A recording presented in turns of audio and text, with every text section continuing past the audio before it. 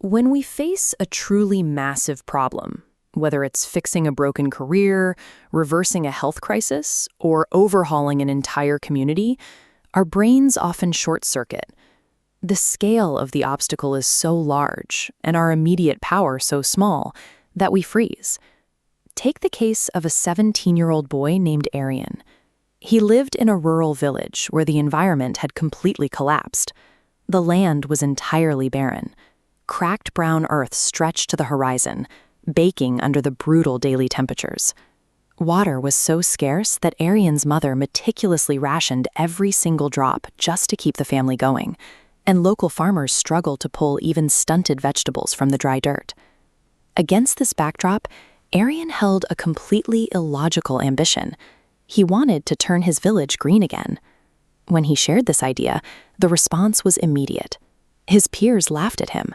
The elders told him the land was cursed and that he was wasting his time. This is the paralysis of scale in action.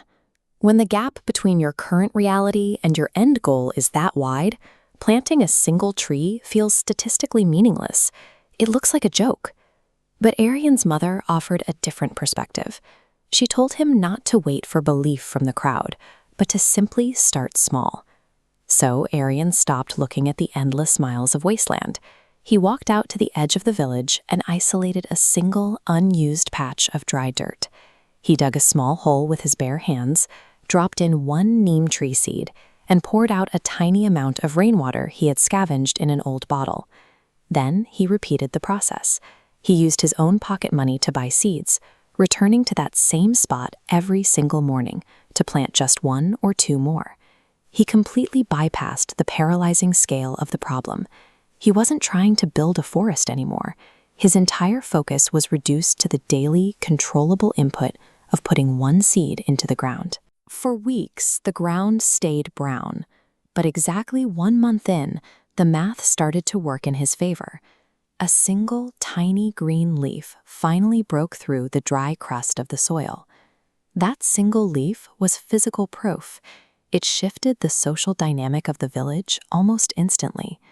5 children who had previously watched from the sidelines suddenly stepped in, asking to help him plant and water. This chart plots daily inputs against surviving plants. Output starts as a flat crawl, but as early adopters join, the curve hooks exponentially upward. 1 plant becomes 50. This visible momentum attracts outside capital, donated seeds, tools, and well water, adding new exponential growth nodes. Action generates visible proof, and once that proof exists, it acts as a gravitational pull, dragging in the exact community resources required to scale a micro-habit into a macro project. But biological systems, like any new project, are fragile. When the brutal summer heat wave arrived, it delivered a massive external shock to the entire operation. The sun baked the moisture out of the earth, leaves turned a sickly yellow, and dozens of weak plants completely died off. Aryan sat under a dying tree, heartbroken, as his friends suggested it was time to pack it in and quit. Instead of pushing harder against an unbeatable obstacle, Aryan paused the physical labor. He went to the village library, hunted down books on water conservation, and acquired a highly specific piece of new data, the technique of mulching. This schematic outlines the biological mechanics.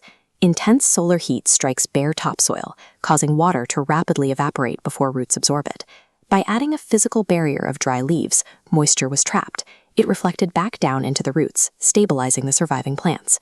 Compounding progress is never a perfectly straight line up and to the right. Surviving systemic shocks requires the agility to stop swinging the hammer, seek out new data, and evolve your methodology.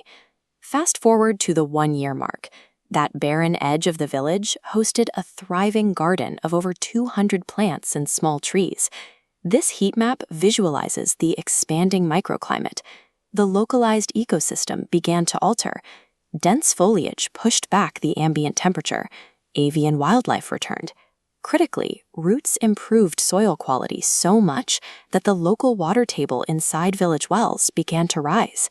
This physical transformation was so undeniable that the village leadership stepped in. They didn't just apologize for their earlier mockery, they officially granted Aryan more land and formal institutional support to expand. When isolated micro-actions reach a critical mass, they alter the environment so completely that the larger macro system has no choice but to adapt to them. 5 years after planting that first neem seed, the 22-year-old stood in the middle of a lush forest. Over 1,000 mature trees now blanketed the exact spot where cracked brown wasteland used to be. The success scaled far beyond his borders. Surrounding communities dealing with the same drought conditions adopted his exact methodology, sparking a regional movement Aryan called the One Seed Revolution. Look at your own life right now.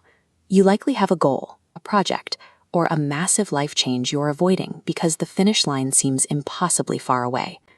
You are staring at your own barren village. Stop waiting for institutional permission.